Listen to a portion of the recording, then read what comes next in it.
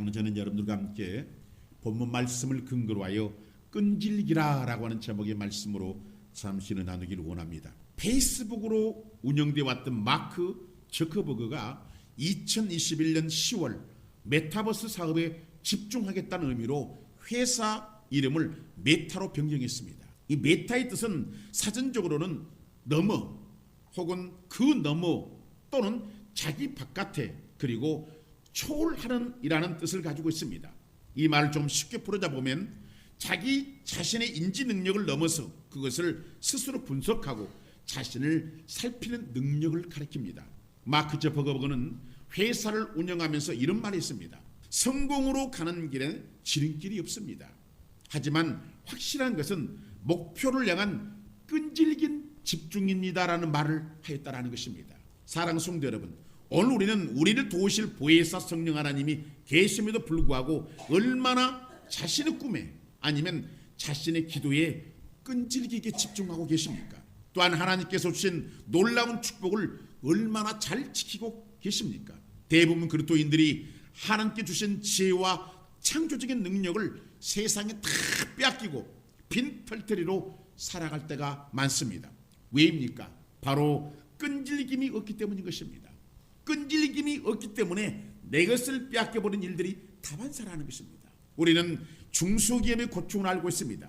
가끔 뉴스에 자신의 아이디어를 대기업에 빼앗겼다는 말을 듣기도 합니다. 소송을 걸었지만 이길 확률이 없다고 말을 하는 것을 듣습니다. 사실 그리스도인에게도 이런 일이 일어납니다. 기도로 응답받았다가 끈질김 없이 이겨내지 못하다가 결국 포기하여 자신의 기도 응답이 믿지 않는 사람에게 넘어가서 그 사람이 잘 되는 것을 보게 된다는 것입니다. 그러면서 저것은 내 아이디어였는데 라고 후회하는 것을 봅니다. 하나님은 하나님의 자녀들에게 무수한 창의적인 아이디어를 주시지만 이것을 끈질기게 지켜 성공을 해야 되는데 중간에 크고 작은 문제로 인하여 포기해버리는 것입니다. 지금 가만히 생각해 보십시오. 자신의 아이디어가 얼마나 세상에 넘어갔는지 보라는 것입니다. 자신의 아이디어를 특허내고 사용해야 되는데 그렇지 않고 사용하다가 도리어 상대방이 특허를 내서 고소를 당하는 일도 있다는 것입니다. 우리나라 중소기업이 중국에서 사업하다가 자신의 상표를 상표 브로커들에게 다 빼앗겨버린 일들도 있었습니다. 그러므로 성도는 지혜로워야 한다는 것입니다. 그래서 지혜의 영이신 성령님은 자신을 의지하라고 하시는 것입니다. 끈질김도 마찬가지입니다. 성령 하나님을 의지할 때 힘들지만 이겨낼 수가 있고 버틸 수가 있는 것입니다. 왜냐하면 성령님은 우리를 도우실 하나님이시기 때문에 그렇습니다. 요한복음 14장 26절에 이렇게 말씀하고 있습니다. 보혜사 곧 아버지께서 내 이름으로 보내실 성령 그가 너에게 모든 것을 가르치고 내가 너에게 말한 모든 것을 생각나게 하리라 이렇게 말씀하고 있습니다. 성령님은 모든 것을 가르치고 생각나게 하시는 하나님이신데 성령님이 함께 하심에도 불구하고 끈질기지 못하여 넘어져 버린 사람들이 너무도 많다는 것입니다. 그렇다면 왜 끈질기지 못할까 우리가? 바로 믿음이 연약하기 때문인 것입니다. 그러면 믿음이 연약한 이유는 무엇입니까? 바로 하나님을 오랫동안 바라보지 못하기 때문인 것입니다. 하나님을 바라보지 못하는 것은 세상으로 하는 방법이 보이기 때문인 것입니다. 세상의 방법은 이렇게 또는 저렇게 하면 될 것 같은 모습입니다. 결국 자신의 계획대로 모든 것을 추진하다가 어려움에 처하는 성도가 너무도 많다는 것입니다. 오늘 본문은 항상 자신의 방법대로 일 처리하다가 절망에 떨어진 야곱이 하나님을 만나는 모습으로 시작됩니다.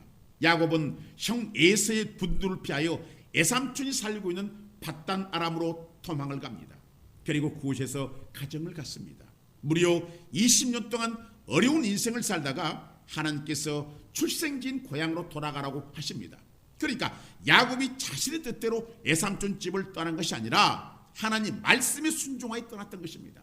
그리고 에삼촌 나반이 형제들과 함께 쫓아왔지만 하나님께서 나반의 꿈에 야곱에게 선악과는 말하지 말라고까지 말씀하여 문제를 풀었습니다. 그리고 가족과 짐승떼와 함께 고향으로 향합니다. 또한 야곱은 길 가운데서 하나님의 사자들을 만나며 하나님의 군대라는 이름으로 그 땅 이름을 마하나임으로 부릅니다. 고향 가는 길이 하나님과 함께 하심으로 너무도 순조롭습니다. 이제 야곱은 형 에서가 있는 세일 땅 에돔 뜰에 있는 형 에서에게 사람을 보내서 동생 야곱이 고향으로 돌아온다는 소식을 전합니다. 야곱은 생각하기를 형이 마중 나올 줄 알고 사람을 보낸 것입니다.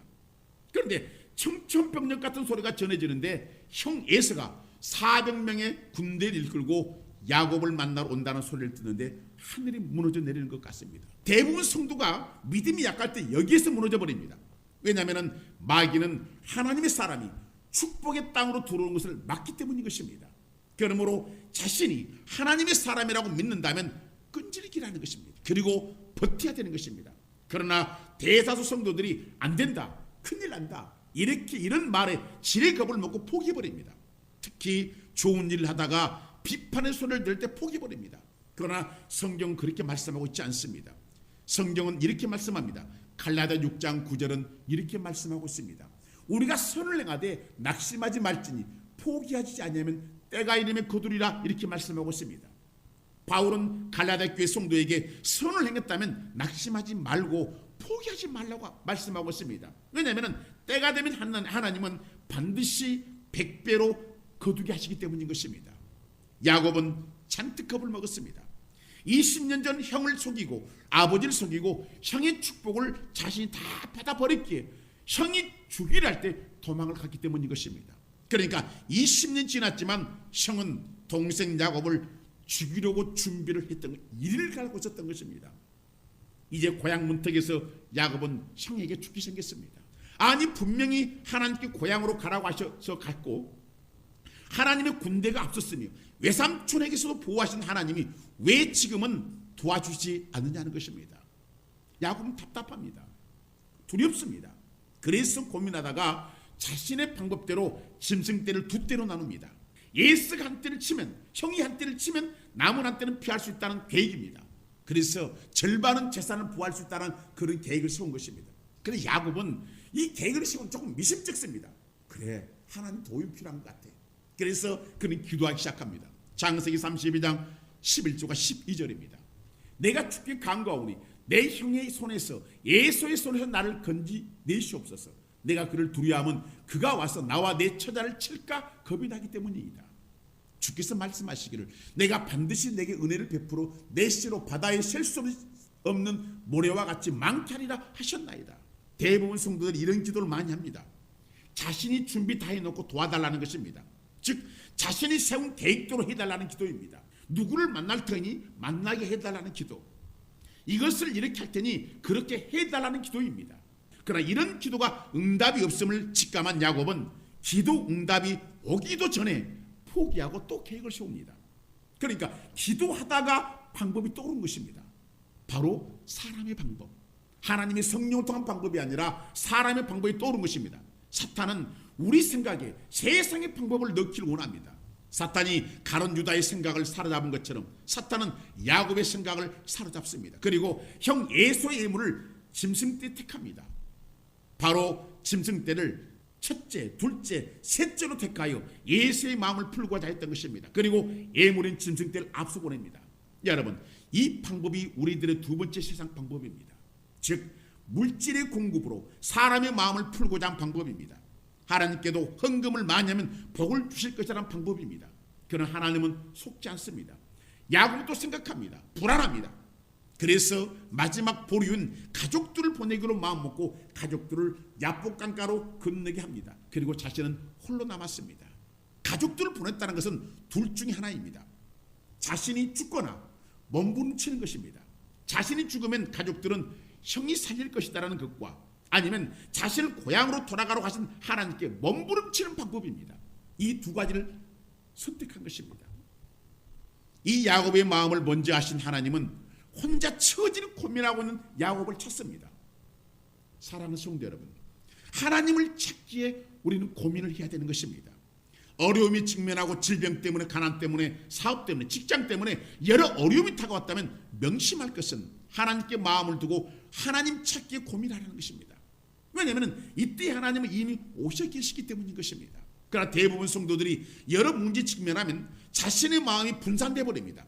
야곱도 처음에는 3번이나 자신의 마음이 분산돼 버렸습니다.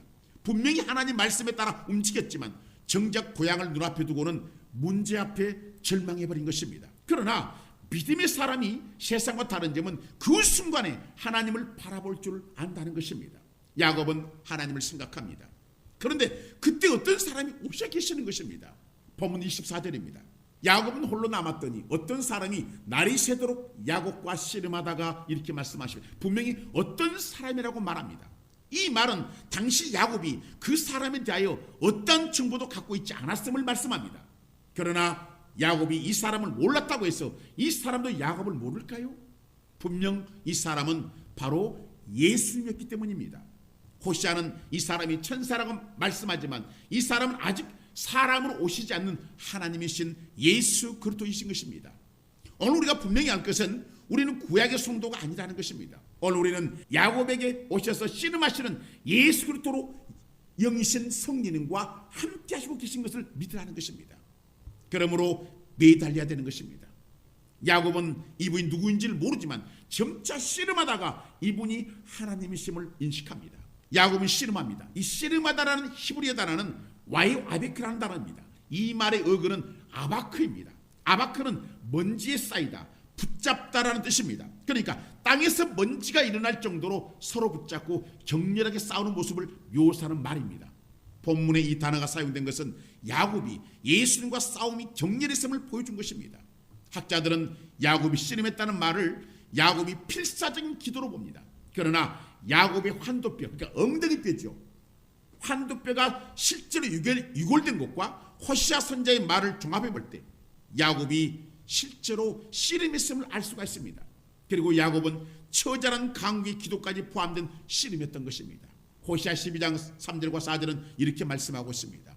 야곱은 모태에서 그 형의 발뒤꿈치를 잡았고 또 힘으로는 하나님과 교류돼 천사와 겨루 이기고 울며 그에게 간구하였으며 하나님은 베델에서 그를 만나셨고 거기에서 우리에게 말씀하셨나니 이렇게 말씀합니다.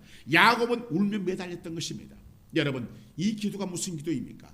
보편적인 기도입니까? 아닙니다. 끈질긴 목숨 건 기도인 것입니다. 예수님은 야곱을 이기지 못함을 아시고 야곱의 허벅지 관절을 쳐버립니다. 본문 25절입니다. 자기가 야곱을 이기지 못함을 보고 그가 야곱의 허벅지 관절을 치며 야곱의 허벅지 관절이 그 사람과 씨름할 때 어긋났더라 이렇게 말씀하고 있습니다. 이 말씀, 중요한 말씀은 예수님이 야곱을 이기지 못함을 보셨다는 것입니다. 그러니까 예수님은 야곱의 마음을 아신 것입니다. 즉 야곱은 죽음을 각오했다는 것입니다. 이 마음을 예수님이 아신 것입니다.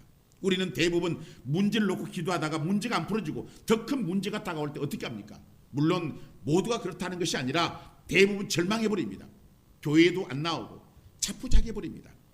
지금까지도 하나님께 시험 들어있는 성도도 있습니다. 이들은 하나님의 본뜻을 모르고 있는 것입니다. 하나님께 야곱을 시험한 것은 야곱으로는 축복의 땅을 들어갈 수가 없기 때문입니다. 속이는 자의 이름의 뜻을 가지고 있는 야곱이 야곱의 나라를 세울 수가 없기 때문입니다. 그 나라는 속이는 자의 나라가 되기 때문입니다. 그래서 하나님은 야곱을 축복의 사람을 변화시키기 위하여 씨름하게 하신 것입니다. 이런 사실을 모르는 우리는 자신을 더욱 힘들게 한다고 하나님 앞에 시험들이 있다는 것입니다. 그러므로 문제를 해결해달라고 기도하는데 문제가 해결되지 않고 또 다른 문제가 다가왔다면 끈질기게 매달리라고 견디라는 것입니다. 유결된 허벅지 관절 통증에도 매달리는 야곱을 보십시오. 그때 하나님께 뭐라고 말씀하십니까? 본문 26절에 이렇게 말씀하고 있습니다. 그가 이르되 날이 세리하니 나로 가게 하라. 야곱이 이르되 당신이 내게 축복하지 않으면 가게 하지 아니하겠나이다 이렇게 말씀하십니다. 이 말씀은 하나님께서 야곱을 시험하시는 장면입니다. 하나님께서 야곱의 할아버지 아브라함을 아들을 번제로 드리라고 시험하신 것처럼 하나님은 야곱을 시험하신 것입니다. 하나님은 날이 시기 때문에 가야 한다고 하시고 야곱은 자신을 축복하지 않으면 갈 수가 없다고 합니다. 그러니까 야곱은 결심한 것입니다. 이 시간이 지나면 자신의 축복은 끝나기 때문에 이 시간 안에서 문제를 풀기 원했던 것입니다. 여러분, 하나님께서 원하시는 게 바로 이 모습인 것입니다. 성도가 이런 자세로 나오길 원하신다는 것입니다. 많은 성도들이 하나님 축복을 원합니다. 그러나 대부분 소수만이 받는다는 것입니다. 왜입니까? 이들은 끈질기기 때문인 것입니다. 사랑하는 성도 여러분, 응답은 멀리 있는 것이 아니라 포기하지 않고 끈질길 때 그곳에 있는 것입니다. 그런데 많은 성도들이 포기합니다. 왜일까요? 바로 나에게는 응답을 주시지 않는다는 결론입니다. 왜냐하면 자신은 신령하지 않다고 여기기 때문입니다. 그러나 하나님은 신령한 자에게 응답을 주시는 것이 아니라 야곱처럼 남을 속이는 삶을 살았다 할지라도 자신의 기도에 응답받기 위하여 몸부림치는 자들에게 찾아오시고 응답을 주시더라는 것입니다. 야곱은 가시는 하나님 붙잡고 자신을 축복해 달라고 합니다. 그러나 하나님은 야곱을 바꾸지 않냐고는 축복할 수가 없습니다. 왜냐하면 속이는 자를 축복하면 또 속이는 자가 되기 때문입니다. 그러므로 기도하다 응답이 없으면 자신을 살펴보라는 것입니다. 나는 속이는 자인가? 나는 속이는 자인가? 즉 나는 누구인가를 들여다보라는 것입니다. 왜냐하면 이때 회개가 되기 때문입니다. 부르짖는 야곱에게 주님은 묻습니다. 보면 27절입니다. 그 사람이 그에게 이르되 내 이름이 무엇이냐? 그가 이르되 야곱이니이다. 왜 주님은 야곱의 이름을 모르는 것처럼 물으셨을까요? 바로 자신이 누구인지를 알아야 하기 때문입니다. 야곱은 대답합니다. 속이는 자입니다. 회개는 자신이 죄인지를 알 때 회개가 됩니다. 여기서 야곱이 무너진 것입니다. 가만히 보니까 자신은 축복을 받을 수 없는 사람이었던 것입니다. 이때 주님은 야곱을 용서하시고 축복의 이름으로 바꿉니다. 본문 28절입니다. 그가 이르되 내 이름을 다시는 야곱이라 부를 것이 아니오 이스라엘이라 부를 것이니 이는 내가 하나님과 및 사람들과 겨루 이겼음이니라. 이렇게 말씀하고 보십시오. 여러분, 주님은 다시는 너의 이름이 야곱이 아니라는 것입니다. 너는 지금부터 이스라엘이다. 왜냐하면 나를 이겼기 때문이라고 말씀하신 것입니다.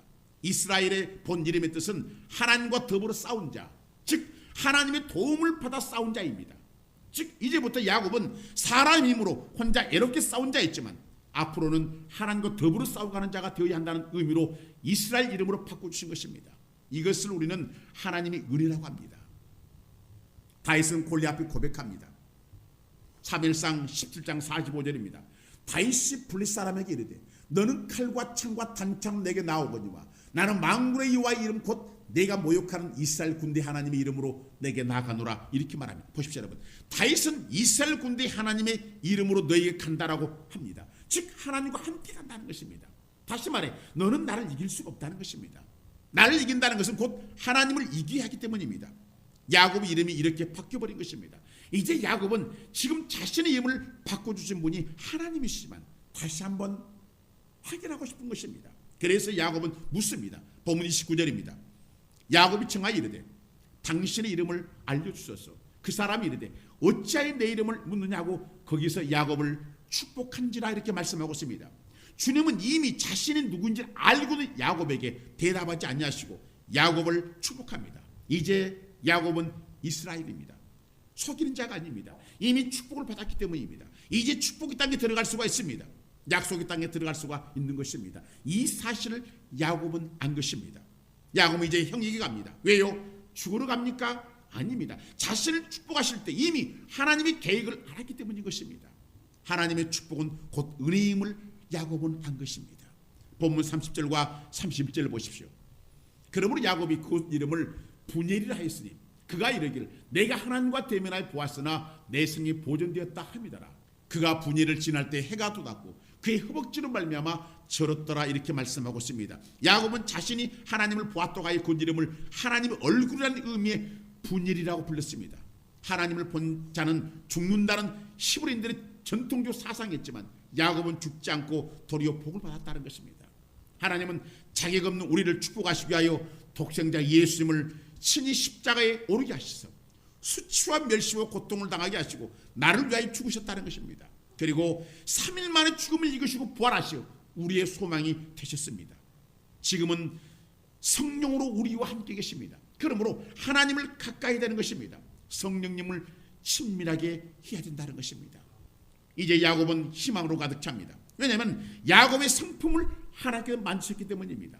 성도가 끈질기게 하나님께 몸부림칠 때 제일 먼저 바뀌는 것이 자신의 성품입니다. 왜냐하면 성품이 바뀌어야 이스라엘이 되기 때문입니다. 즉 하나님과 함께 할 수 있기 때문인 것입니다. 그러나 우리는 완고한 자신의 성품을 바꾸기를 원치 않습니다. 왜냐하면 너무도 고통스럽기 때문입니다. 자신의 자존심을 꺾게 하기 때문입니다. 그러나 이 자존심이 꺾어져야 축복이 온다는 사실을 아셔야 된다는 것입니다. 야곱이 분일을 지날 때 해가 돋았다고 합니다. 왜 이렇게 말씀하셨을까요? 바로 고난의 시간이 지나갔다는 것입니다. 사랑하는 성도 여러분, 문제가 있다면 문제를 보아서는 안 됩니다. 문제는 문제일 뿐입니다. 문제를 해결하실 하나님께 집중해야 하는 것입니다. 야곱은 처음에 문제에 집중할 때 짐승떼의 마음을 두었습니다. 세 번째는 가족들의 마음을 뒀습니다. 그러나 해결할 방법이 없습니다. 이때 그는 문제를 해결하실 하나님께 집중했던 것입니다. 그랬더니 문제가 해결된 것입니다. 사람들은 고난의 상처를 입지 않기를 원합니다. 왜냐하면 고통스럽기 때문입니다. 그러나 하나님은 야곱의 허벅지 관절을 쳐버렸습니다. 왜요? 허벅지 관절은 자신의 힘으로 하려는 힘을 상징하기 때문입니다. 절면서 걸어가는 야곱을 보십시오. 야곱이 자신의 허벅지 관절을 고쳐달라고 했습니까? 아닙니다. 저는 야곱이 기쁜 마음으로 절었다고 생각을 합니다. 실제로 야곱은 평생 절었다고 역사는 말하고 있습니다. 야곱은 지팡이를 짚고 인생을 살아갑니다. 이 지팡이는 곧 하나님을 만났다는 표시입니다. 그리고 하나님과 함께 하심을 나타내는 상징입니다.